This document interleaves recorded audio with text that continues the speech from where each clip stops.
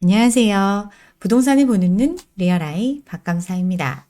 올해도 벌써 이제 한 달 반밖에 안 남았어요. 지금 올 초에 기대했던 긴축의 시기가 생각보다 빨리 끝나고 다시 집값이 오르는 이런 장밋빛 희망을 품었는데 그러기엔 인플레이션이 여전히 잡히지 않고 있습니다. 물가 상승률 목표치 2% 정도인데 지금 상승률 6% 정도 됩니다. 세계 평균 기준 금리는 7.4%에 달하고 있어요. 우리나라 같은 경우는 아직 3%대의 기준 금리를 가지고 가고 있죠. 어쨌든 금리를 급속도로 올렸고 물가 상승률 아직 목표치에서는 한참 멀지만 이제 이 속도를 좀 조절해야 되는 거 아닌가 이런 전망이 나오고 있습니다. 경기가 안 좋은데 인플레는 계속 되니까 그래도 긴축을 단행하고 있습니다. 미국 같은 경우는 경기가 그렇게 나쁘지는 않죠. 기준금리를 급속도로 올리지 않더라도 시장 금리는 여전히 상승세를 보이고 있기 때문에 긴축의 효과가 나타나고 있어요. 그러니 지금 기대하는 거 유지만 해도 되지 않을까 이런 생각들을 하고 있습니다. 지금 긴축을 주도하는 미국 같은 경우는 경기도 다른 나라보다 괜찮고 인플레는 잡히지 않고 있으니까 여력이 있어서 긴축을 계속할 수도 있다 이런 예상도 나오고 있어요. 돈 풀기의 결과로 인플레이션이 생겼죠.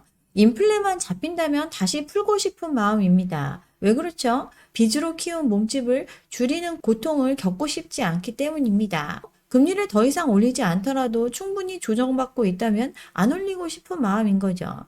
그치만 인플레가 조정되지 않는다면 경기 침체보다 더 우선해서 잡아야 하는 것이 인플레이션이기 때문에 전망이 갈리고 있습니다.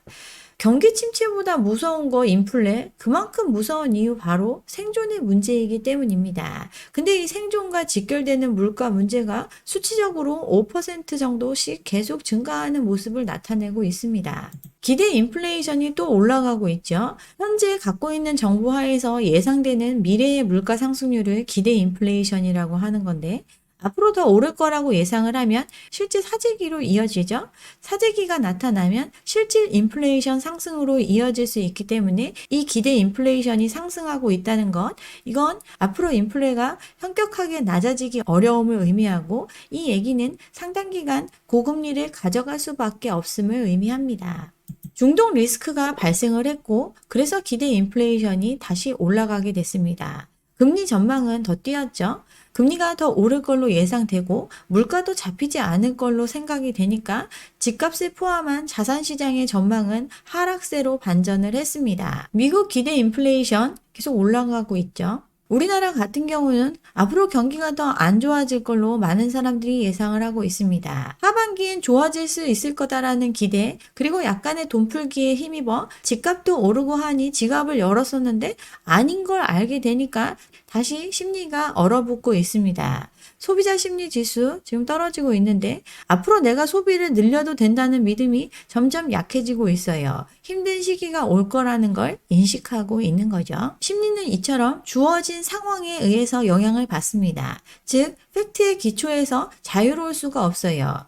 심리라는 거 미래를 예측하는 보조수단일 수밖에 없습니다. 결국 이런 심리도 팩트에 의해서 살아나고 또 팩트에 의해서 꺾일 수밖에 없어요.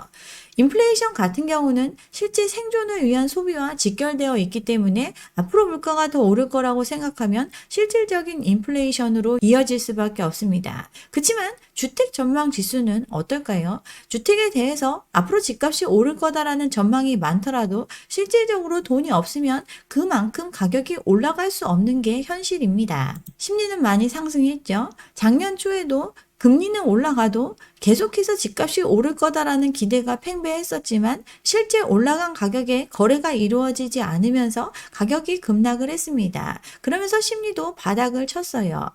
주택시장의 경착륙을 우려할 정도로 1년 내내 그 심리는 바닥을 향해 갔습니다. 근데 경착륙 완화 조치라고 하는 돈풀기 정책, 규제 완화 정책을 하면서 사람들의 심리는 살아나게 됐습니다. 근데 심리는 살아났지만 대출이 안 되고 경기는 어렵고 금리는 내려오지 않고 있으니 다시 시장은 소강 상태로 접어들었어요.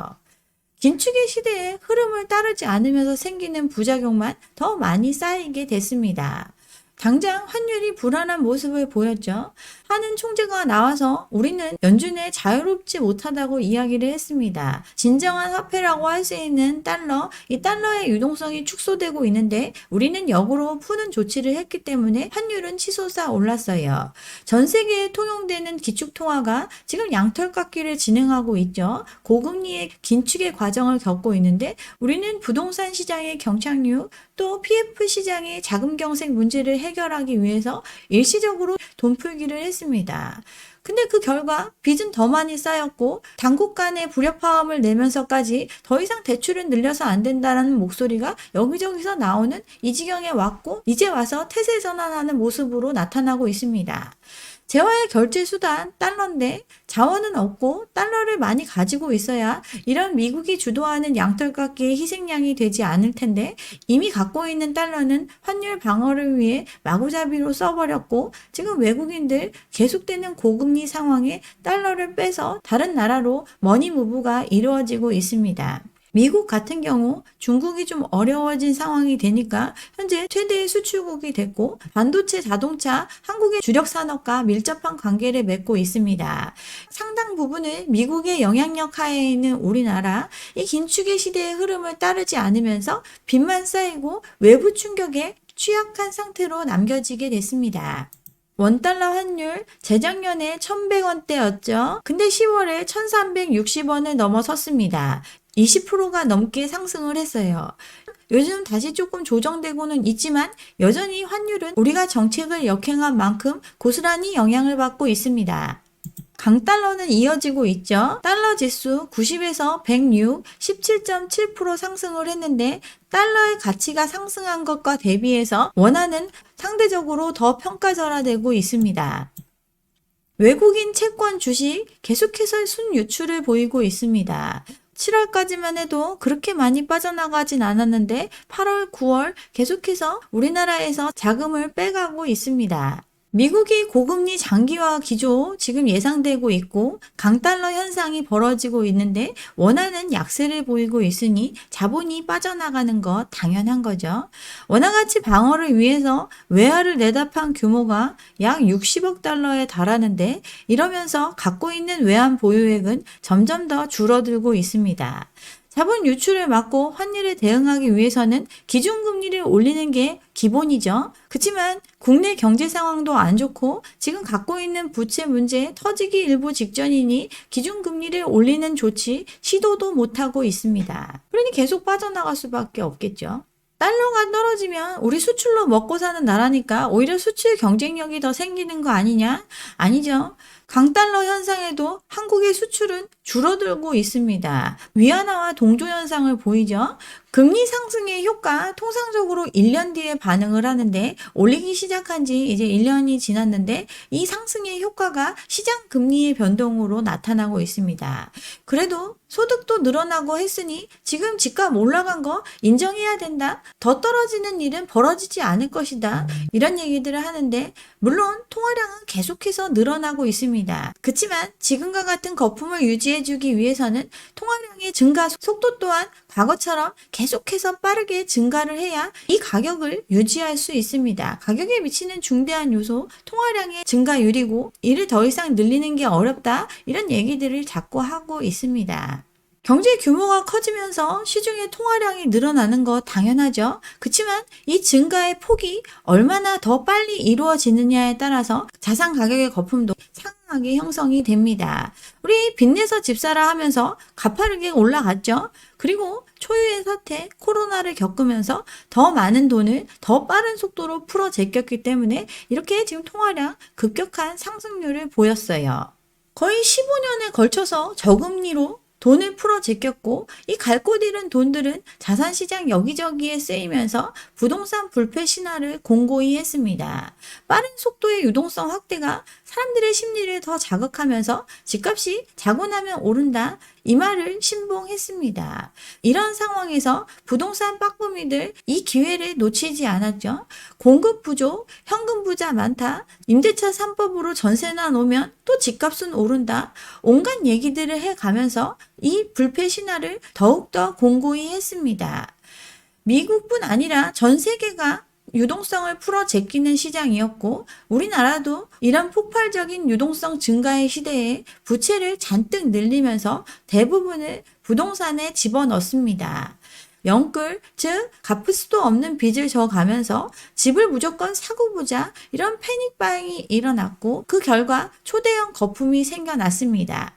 빠른 속도의 유동성 확대가 심리를 자극했고 그 결과 더 큰 버블이 생겨나게 만든 것, 이게 우리가 최근까지 겪었던 시장입니다. 근데 이걸 줄이니까 하락이 나타났죠. 일시적인 패닉셀링이 발생을 하고 경착륙의 모습이 나타났습니다. 금리를 급격하게 올리고 그동안 대출을 갚을 수 있는 능력 따위는 보지 않고 돈을 빌려주다가 이걸 규제를 하니까 시장의 참여자는 줄어들었어요. 또 거품이 너무나 확대됐기 때문에 더 이상 접근하기조차 어려운 금액을 받고자 하니 거래는 끊겼습니다. 거래가 끊기니 다시 가격이 떨어지는 현상이 벌어지는 것, 계속해서 오른다는 부동산 불패 신화를 팩트가 꺾어버린 것과 같죠. 시장 살리기를 위해서 또 돈을 풀어주는 정책을 했고 일시적인 바잉 현상이 일어났어요. 13 대책을 통해서 아직 참여하지 않은 영끌들한테 50년 동안 빚져서라도 이 집을 사주라는 정책을 하니까 사람들이 유입이 됐고 심리가 살아나게 됐습니다. 또다시 새로운 논리가 등장을 했죠. 피벗이 곧 올 거다. 지금 금리 올리는 것 일시적인 현상이고 다시 예전처럼 돈을 마구마구 풀 수 있는 시대가 올 거니까 당장만 버티면 된다. 이런 얘기들을 했고 또 지금 우리나라 경제 상황 매우 안 좋지만 하반기가 되면 다시 좋아질 수 있을 거다. 6개월이면 된다. 1년이면 된다. 이런 기대감을 심어줬습니다. 또 집값이 조정이 되다가 이렇게 수요가 들어오면서 조금 반등을 하니까 바닥을 찍었다는 언론의 기사가 도배를 했죠. 새로운 논리가 본말을 전도시켰어요. 실제 돈이 줄어드는 시장이고 시장에 참여할 수 없을 만큼 높은 가격을 부르고 있기 때문에 거래가 끊겼고 그래서 거래가 될 수 있는 가격으로 조정이 이루어지고 있는 상황에서 일시적인 대책을 통해서 심리적 반등을 시켰더니 다시 이런 시장 분위기 때문에 또 집값이 오를 거다. 기초 사실을 망각한 판단들을 하고 있습니다. 돈을 축소하는 시기가 왔다는 건 이건 변함없는 사실이고 이런 환경하에서는 집값은 조정될 수밖에 없습니다. 제가 예전에 설명을 드렸던 건데 기존의 집값이 10억이었는데 시중에 돈을 많이 풀어줍니다. 그러면서 새로운 주택도 공급을 하죠. 집값은 올라서 이제 15억이 됐고 기존 집이든 신규 공급되는 집이든 15억을 유지하려면 유동성은 30억이 돼야 됩니다.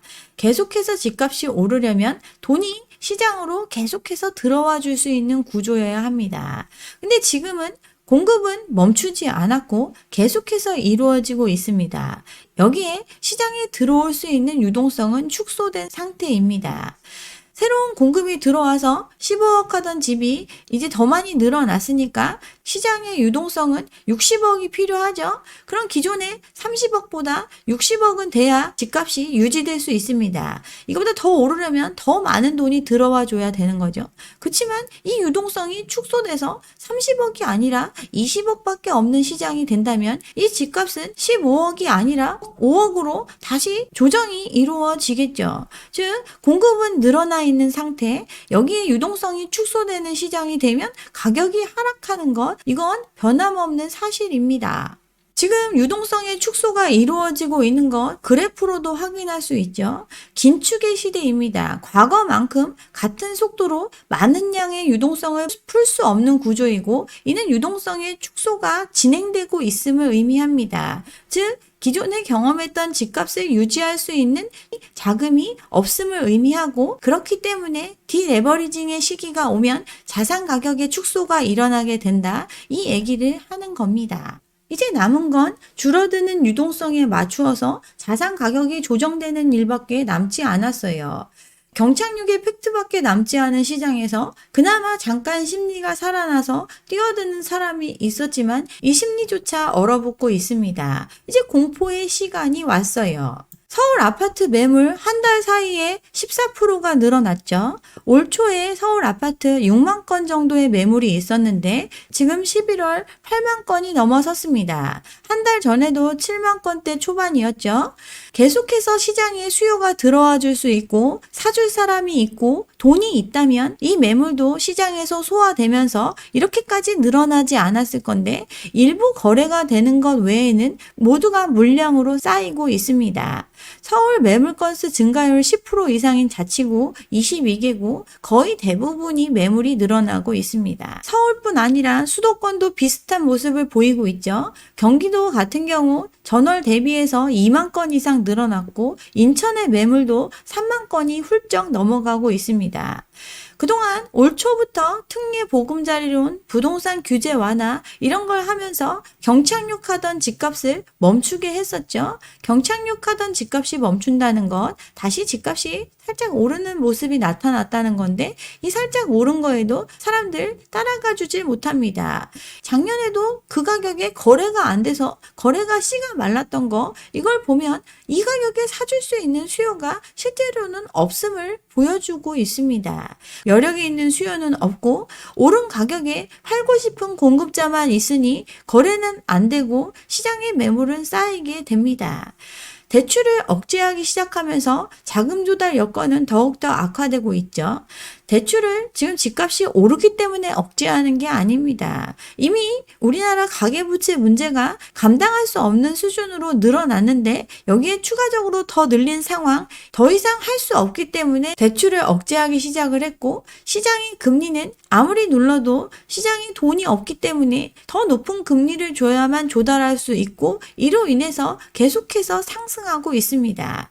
제가 올 초에 했던 영상들 보시면 알겠지만 연말에 금리 8% 가까이 될 수 있다 이런 얘기 했는데 지금 7% 넘어서고 있고 올 연말에는 8%를 넘을 수도 있다라는 얘기 이제 공공연하게 나오고 있어요. 실제 거래가 반짝 살아났다 하더라도 이 거래 면면을 보면 접근 가능한 가격 이런 거래들 뿐입니다. 그것도 50년이라는 초장기의 대출을 영끌을 통해서 마련한 사람들이 시장에 들어와서 사줄 수 있는 가격 한계를 보이고 있어요.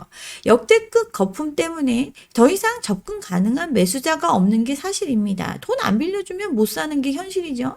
거기에 지금 이 가격도 1900조가 넘는 부채를 통해서 또 민간 사금인 전세 보증금을 땡겨서 형성된 가격입니다. 그러니 돈을 더 안 빌려주고 또 빌리더라도 엄청 비싼 금리를 부담해야 되는 현실에서 섣불리 사려고 나서는 사람들이 사라지고 있는 거죠. 연준의 기본적인 기조 higher and longer입니다.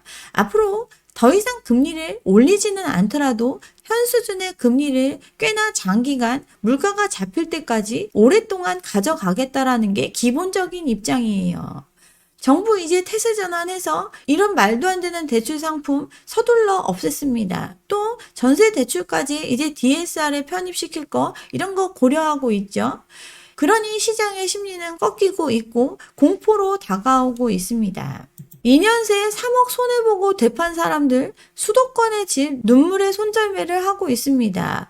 재작년에 13억 주고 산 거 10억에 되팔면서 이 무서운 빚에서 가까스로 탈출한 사람들 생겨났죠. 집값이 조정이 되면 갈아타기가 훨씬 수월해집니다. 그래서 이참에 정리하고 갈아타기를 하는 사람도 나타나고 영끌을 통해서 단기간만 버티면 된다고 생각했던 사람들 이자 부담이 너무나 힘드니까 본인의 자본은 날리더라도 이 빚의 구렁텅이에서 빠져나가는 선택을 이 잠깐의 반등기에 했습니다. 투자 목적의 수요자들, 무주택 갭 투자 많이 있었다고 말씀드렸죠. 투기가 활성화된 시장에서 실수요자라는 건 아무 의미가 없다고. 그치만 실수요자의 모습으로 투기에 참여한 사람들 워낙 많이 있던 시장입니다.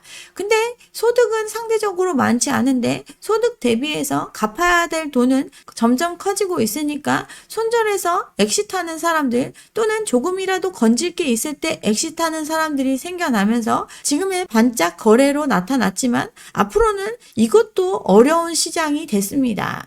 한강변인데 2억이 넘게 또 집값이 무섭게 떨어지고 있죠. 상반기에 계속됐던 상승세가 멈추니까 지금 좀 더 오를 거다라고 기대하면서 근근히 감당하고 있는 사람들 불안에 떨고 있습니다. 매수를 희망하는 사람들 발길이 끊기면서 거래도 안 되고 거래와 동시에 가격은 내려가고 있어요. 그나마 거래가 되면 빠져나갈 수나 있지만 이렇게 찾는 사람도 사라지고 있습니다. 강남은 절대 안 빠진다. 강남 부심에 사로잡혀 있던 사람들 22억 아파트가 14억에 팔렸다니까 불안감을 표현하고 있습니다.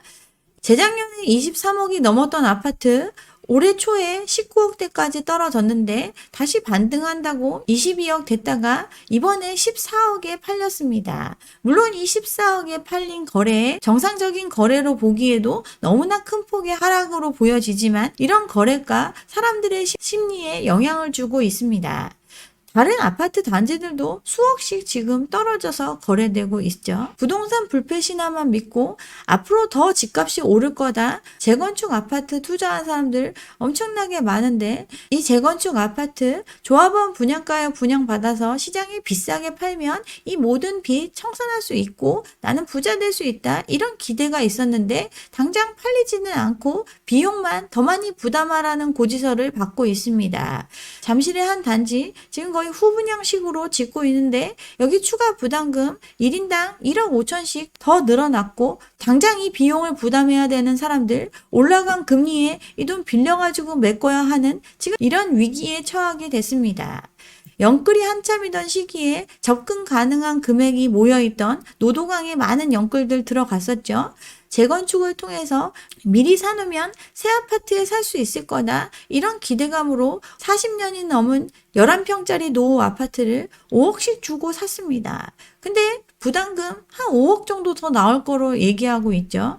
용적률도 낮고 저층의 주공 단지이기 때문에 실제 부담이 얼마 안 될 거다. 이런 기대감을 가졌지만 11평밖에 안 되기 때문에 부담금 늘어날 수밖에 없습니다. 아무리 조합원 분양가로 분양받는다 하더라도 기본적으로 11평에서 30평대로 가는데 부담금 공사비만큼 더 낼 수밖에 없습니다. 2, 3억 하던 아파트를 4, 5억에 사들인 사람들 이들 지금 분담금 폭탄 맞고 당장 거래도 안 되고 이 부담감 또 앞으로의 시장에 대한 불안감에 떨고 있습니다. 거품이 분기되는 건 하이먼 민스키 이론으로 많이 설명들을 하는데 지금 현 단계 공포의 시작점이라고 볼 수 있습니다. 이 공포 굉장히 급격하게 발생을 하고 이에 따른 가격 하락 급격하게 일어나게 됩니다. 우리가 집을 사야 하는 타이밍 바로 좌절의 순간입니다. 준비가 된 사람들은 이 공포에 모두가 포기하는 시점, 이 시점에 진입하는 것 현명한 판단이라고 볼 수 있겠죠. 시장의 호황이 길어지면서 장밋빛 전망이 확산이 됐습니다. 사람들 그러니까 감당할 수 없는 빚을 지더라도 나중에 누군가 비싸게 사줘서 이걸 다 해결할 수 있다라는 믿음으로 투기 붐에 뛰어들었어요. 앞다투어 한탕 벌기 위해서 시장에 뛰어들었는데 지금은 공포의 시간이 왔습니다.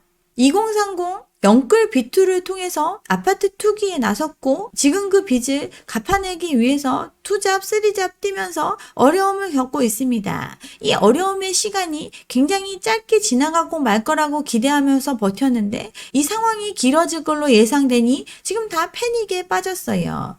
사실 갭 투자를 하더라도 자기가 자금의 여유가 있고 월급도 받고 어느 정도 대응할 수 있는 여력이 있다면 이 위기의 시간을 버텨낼 수 있겠지만 이런 룸도 없이 과도한 부채를 지고 여러 채 아파트에 갭 투자한 사람들 회생할 길이 없습니다. 현재 금융위기 때 겪었던 상황과 매우 유사한 양상을 보이고 있지만 그때와 현재는 확연히 시대가 달라졌습니다. 인구의 소멸이 시작이 됐죠. 집값이 너무 오르니까 사람들 애도 안 낳고 벌어놓은 소득 족족 이자 갚는데 바쁘니 생활이 피폐해졌습니다. 누군가 새로운 수요가 진입을 해서 물건 사줘서 시장이 돌아가게 해줘야 되는데 부동산 불장을 타고 이 미래 수요마저 모두 다 시장에 참여하고 난 이 상황 앞으로 사줄 사람은 더더욱 없습니다. 너무나 길고 너무나 낮게 잃어버린 시간 가져갈 수밖에 없어요. 과거의 상황, 저금리에 유동성이 풍부한 시장이었다면 앞으로의 상황, 고금리에 새로운 수요가 들어와 주기 어려운 이런 환경입니다. 패러다임의 전환이 필요하죠. 내년 전망 어떨 거냐 물어보시는 분들, 이런 팩트를 잊지 마시고 사람들이 잠깐 하는 얘기 동요돼서 불안한 마음에 움직이지 않으셨으면 좋겠습니다. 네, 여기까지 오늘 준비한 내용이고요. 오늘 제 영상이 좋았다면 좋아요와 구독 잊지 마시고 다음 영상도 함께 해주시기 바랍니다. 감사합니다.